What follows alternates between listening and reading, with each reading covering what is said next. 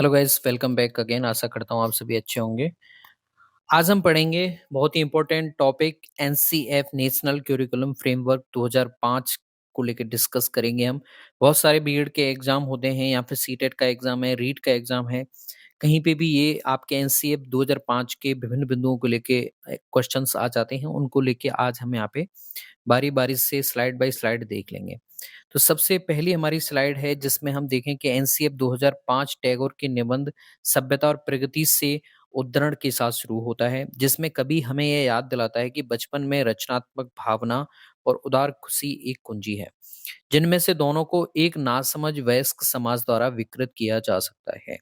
ठीक है? विकृत समाज है आपकी जो डेवलपमेंट है वो आसपास के पारिवारिक वातावरण और समाज के ऊपर डिपेंड करती है। अगर वो विकृत है तो आपकी सोच भी विकृत होती चली जाती है।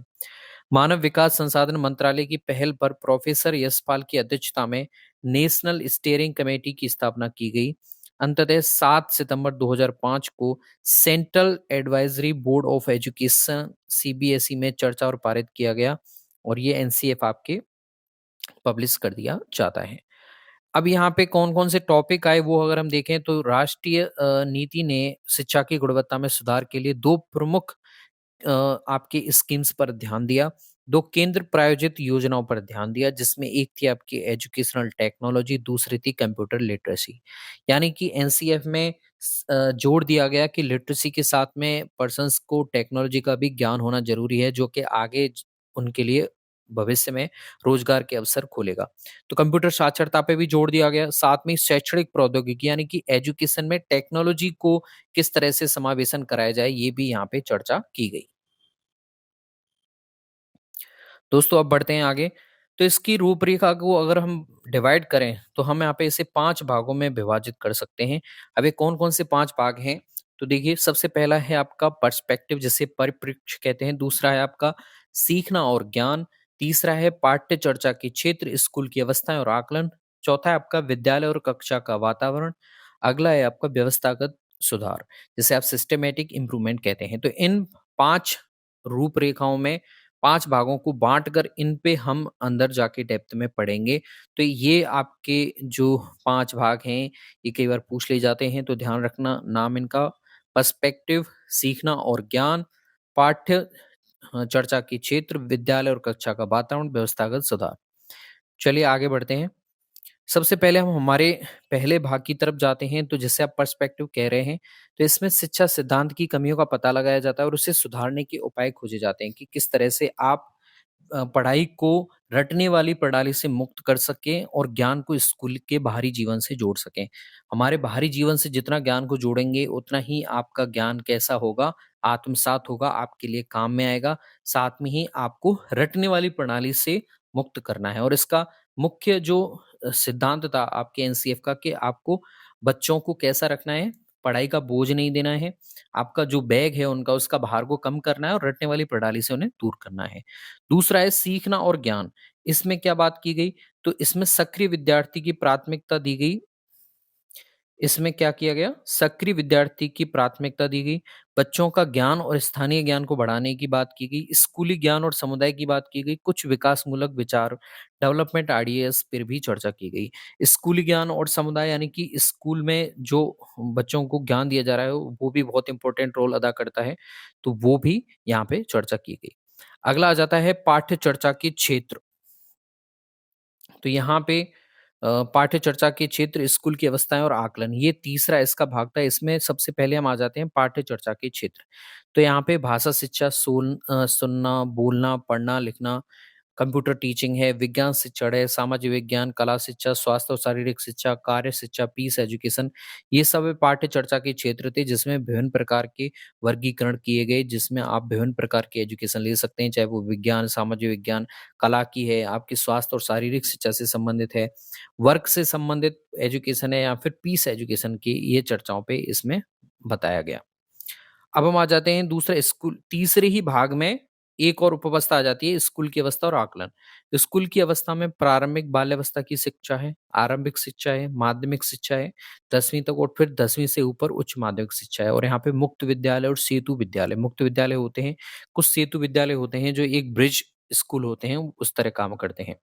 आकलन और मूल्यांकन शिक्षार्थियों का आकलन किया जाए या फिर शिक्षकों का किस तरह से किया जाए, यहाँ पे भी एनसीएफ में इस पे चर्चा की गई। फिर आ जाता है आपका चौथा भाग कि विद्यालय और कक्षा का वातावरण कैसा हो। तो यहाँ पे हम थोड़ा-सा पॉइंट वाइज़ डिस्कस करें तो उसका भौतिक वातावरण कैसा होना चाहिए, यानी कि जो आप रूम दे रहे हो उनके लिए और जो सुविधाएँ दे रहे हो, संसाधन दे रहे हो, वो कैसा दे रहे हो आप? सक्षम बनाने वाले वातावरण का पोषण उन्हें कैसा दिया जा रहा है? सभी बच्चों की भागीदारी है कि नहीं उसमें?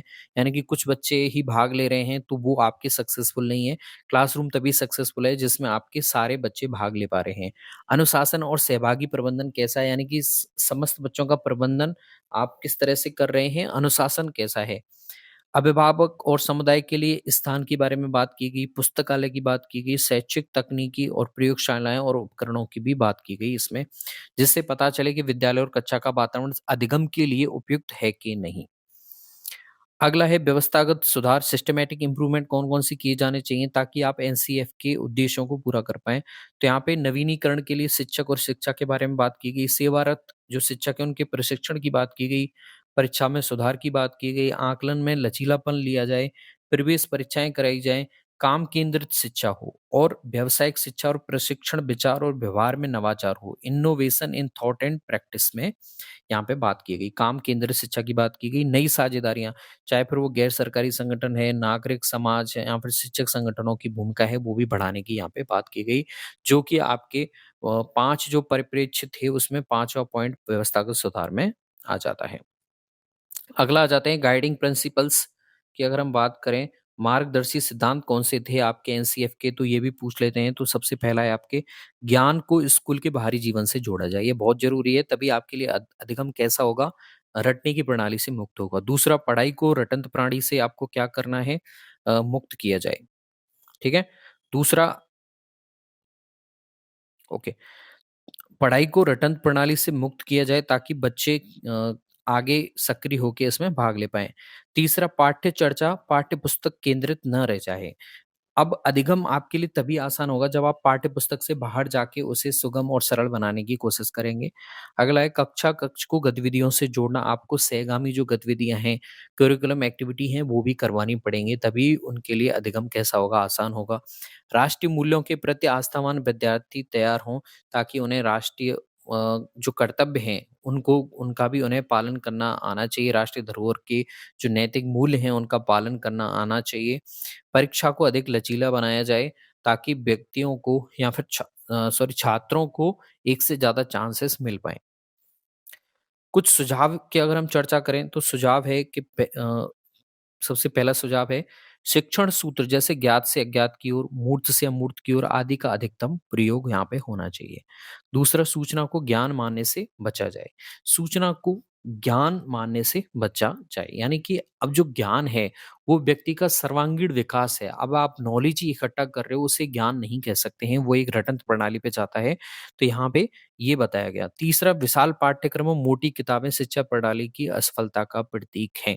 बहुत सारे भार बढ़ा दिया जाए, आपके वज़न बढ़ा दिया जाए बैग का, तो वो आपके क्या है, शिक्षा प्रणाली की असफलता का प्रतीक है। छात्रों के लिए करिकुलम एक्टिविटियाँ और जीवन से संबंधित अधिगम प्रणालियाँ विकसित की जानी चाहिए, ना कि किताबें मोटी-मोटी देनी चाहिए। मूल्यों को उपदेश देकर नहीं, वातावरण देकर स्थापित किया जाए। मूल्य अगर आप पढ़ाएँगे किताब से तो वो सामने नहीं कर पाएँगे। अधिगम अगर उनके सामने रखेंगे, कुछ ऐसी मिसालें और उदाहरणें पेश करेंगे, तभी उनके जीवन में नैतिक मूल्यों का विकास होगा। अगला है अच्छे विद्यार्थी की धारणा में बदलाव आवश्यक है। अच्छा विद्यार्थी वह है जो तर्कपूर्ण बहस के द्वारा अपने मौलिक विचार शिक्षक के सामने प्रस्तुत कर पाए। अब ये चीज़ें बहुत ज़रूरी हैं, अगर आपका शिक्षक आपको दबा के रखता है, आप अपनी सारी चीज़ें बता नहीं पाते हैं, तो वो आपके कैसा है, एक सक्सेसफुल अधिगम नहीं है, लर्निंग एक अच्छी बेस्ट एक्सपीरियंस वाली नहीं है। अगर बहस वाला विवाद वाला पोर्शन वहाँ पे ओपन है, जहाँ पे टीचर कुछ अपने विचार रख रहा है, वहीं पे छात्र खुल के अपने विचार रख रहा है, वो यहाँ पे चर्चा की गई एनसीएफ में। अगला सुझाव है कि अभिभावकों को सख्त संदेश दिया जाए कि बच्चों को छोटी उम्र में निपुण बनाने की आकांक्षा रखना गलत है। Skills time to time increase होती हैं और उनकी एक लर्निंग कैपेसिटी है, आप उससे ज़्यादा लोड देंगे तो बच्चों पे मेंटली प्रेशर आता है।